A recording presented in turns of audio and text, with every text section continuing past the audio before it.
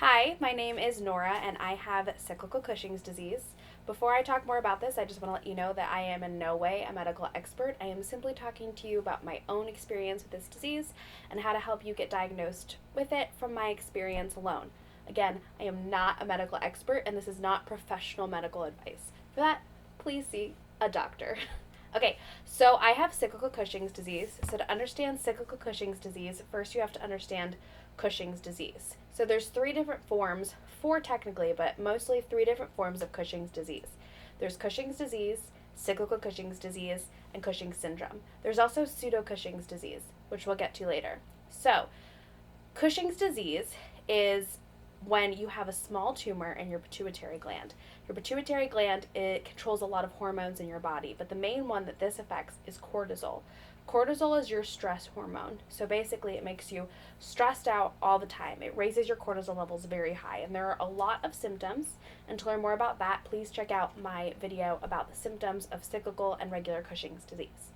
Basically, the pituitary tumor makes it so that it's constantly letting out cortisol, puts a lot of stress on your body. Your body kind of goes into hibernation because you're always in stress.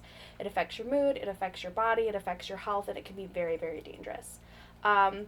And then there's Cushing's syndrome. So Cushing's syndrome is very similar. It has a very high level of cortisol in your body, but instead of the tumor coming from your pituitary gland, it's actually coming from your adrenal gland.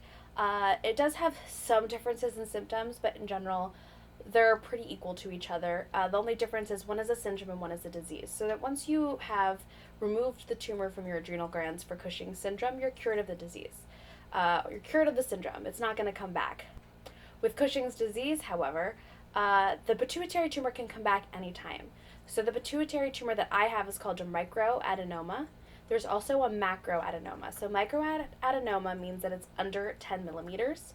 A macroadenoma means that it's larger than 10 millimeters. For most of the case studies that I've read, it seems like if you have a macroadenoma, it is more likely that you are going to get another tumor coming back. However, it's not definite, and you can still get one back if you have a smaller tumor like myself. Then there's cyclical Cushing's disease.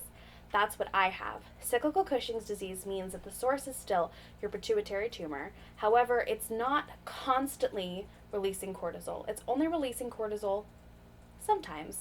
This one is incredibly hard to diagnose, and a lot of women go undiagnosed, a lot of men too, and end up dying from this disease. It is a fatal disease, but it does take time. It takes 5 to 10 to 20 years for you to die of it, and you end up dying of a heart attack or a stroke. So this isn't something that can be ignored.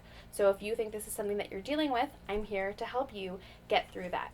The fourth type of Cushing's disease is called Pseudo Cushings, and it basically is when you experience Cushing's disease, all of the symptoms, but it can be cured by changing your eating habits. I will personally tell you that I am in multiple support groups. I have talked to many women about this disease. I have an Instagram. I talk to many, many women across the world. I have never met anyone who has Pseudo Cushings. I'm not here to tell you that it doesn't exist, but I am here to tell you that I have literally never met anyone with Pseudo Cushing's disease.